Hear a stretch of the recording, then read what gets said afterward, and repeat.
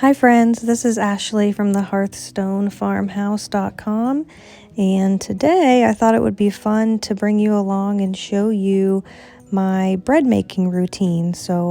I like to make my family fresh sourdough bread every week, and it's nice because my family doesn't have to consume any of the preservatives that you would buy in store-bought bread. It's just fresh and homemade, and I love making it for my family. So I thought I'd go ahead and bring you along today and show you my routine for making sourdough bread. So here I'm just adding my flour into my bowl and butter.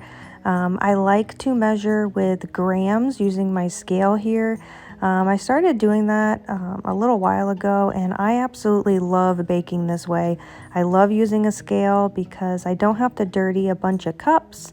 So you should definitely try baking with a scale if you haven't tried it yet. But here I'm adding my mineral salt. I like to use Redmond's, and I also sometimes use Celtic salt as well. When you add your honey, I don't measure it. I just put a dollop in there. And I'm ready to go. You don't want to use too much, but I just add a little bit and to sweeten the bread there. So one of the things that I like about using a scale is when you use it, you add new ingredients to the bowl and then you just zero it out. And then you can add more ingredients and just continue to zero out the scale each time you add a new ingredient. I am just so proud of my sourdough starter with all these bubbles. Look at that. I just love sourdough. So here I'm adding in my starter after I mixed everything together and incorporated the butter and all of the ingredients there. So I'm going to add my sourdough starter here. It's active and bubbly. And then shortly after, I'm going to add in water to finish up the mix.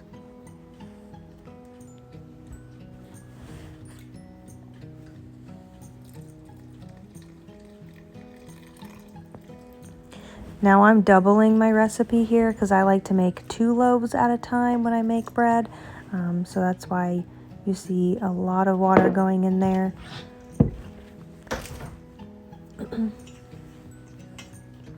But I'm going to go ahead and just mix it up all together, and it's going to be a bit shaggy. It's just going to be a shaggy dough.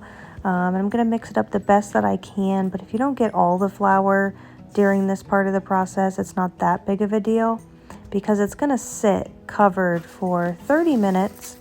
And then when I come back to knead the bread, it's all the flour is going to incorporate well into the dough. So that's going to sit for 30 minutes and I'll be back.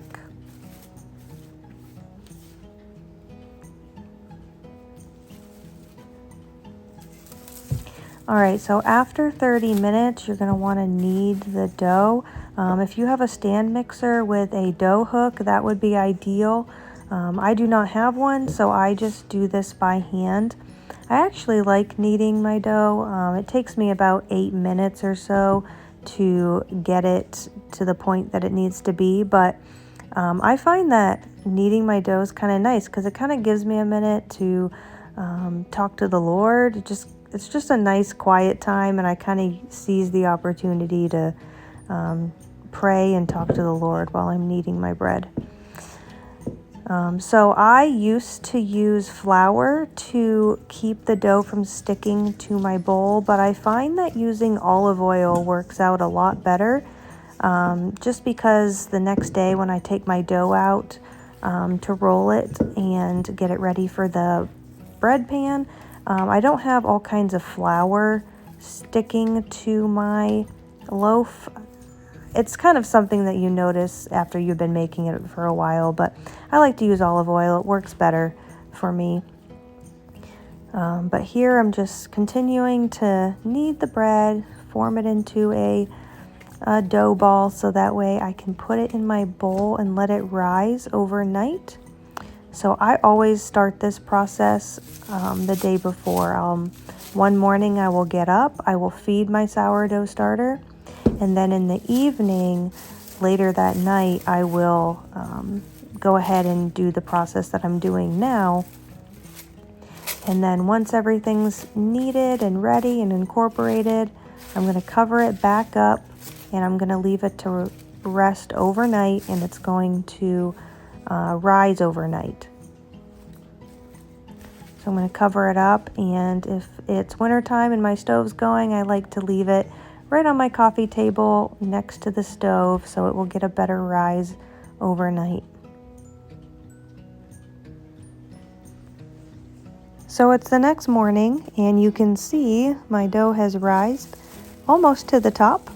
That's what it will usually look like if you're doubling the recipe, so looks very good. So I'm just going to flour the countertop here, take my dough out, and I'm going to form 2 loaves.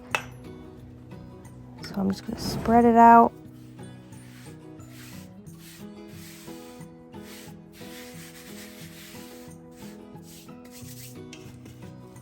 Alright, so here you can see it doesn't stick to the bowl. I like the olive oil so much better, and you don't have big chunks of flour in there when you take it out, which I like.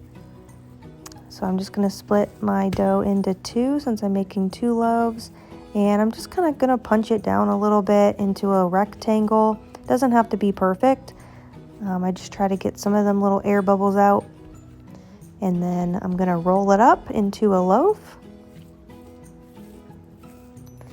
I'm going to tuck in the edges, and then I'm going to kind of pull my dough towards me to create some tension inside of the dough, just like that. And I'm going to do that a couple times and then let it sit while I work on the other one.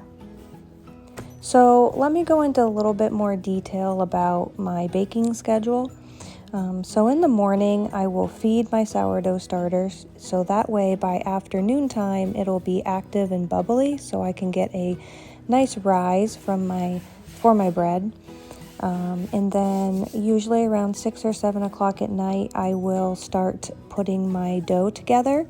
I'll put the bread, the salt, the sugar, and the butter together. I'll mix that up, and then I'll put my water and sourdough starter in there. And then I'll leave it to rest for about 30 minutes like you saw, and then I'll come back, I'll knead it until it passes the window pane test. Once it reaches that, I will recover it with plastic wrap and a towel, set it in a warm spot, and let it rise and ferment overnight for about 12 hours.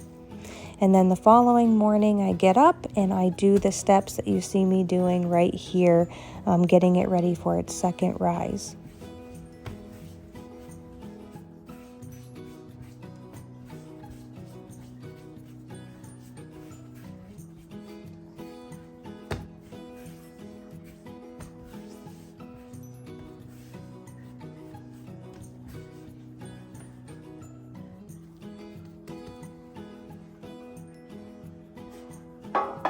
So you're going to want to use some greased loaf pans. You can use butter, tallow, anything you have on hand. And I'm going to go ahead and add my loaves to my loaf pan, and then I'm going to let them rise again. And I'm only going to let them rise to about 1 inch over the rim.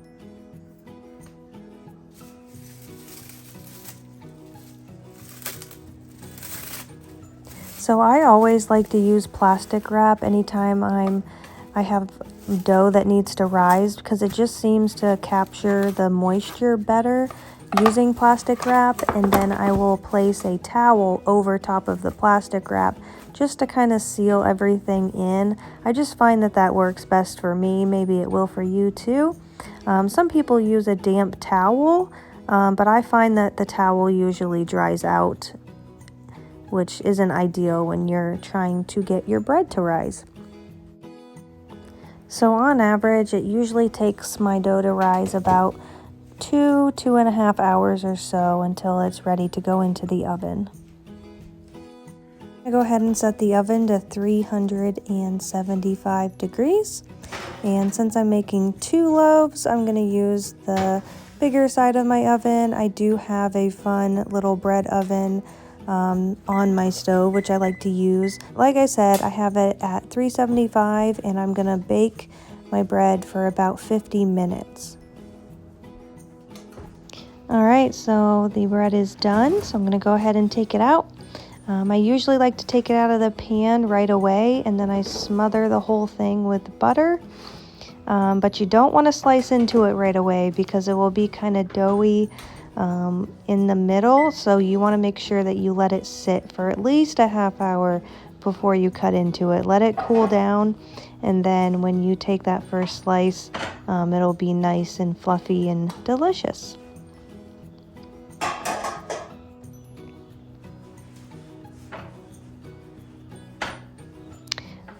I just love making bread for my family. It's so satisfying, and I just feel so good knowing where our food comes from, that there's nothing yucky in it, and it's just simple from scratch ingredients. So I'm very grateful for that, and grateful that I'm able to make this for my family, and of course they enjoy having fresh bread as well.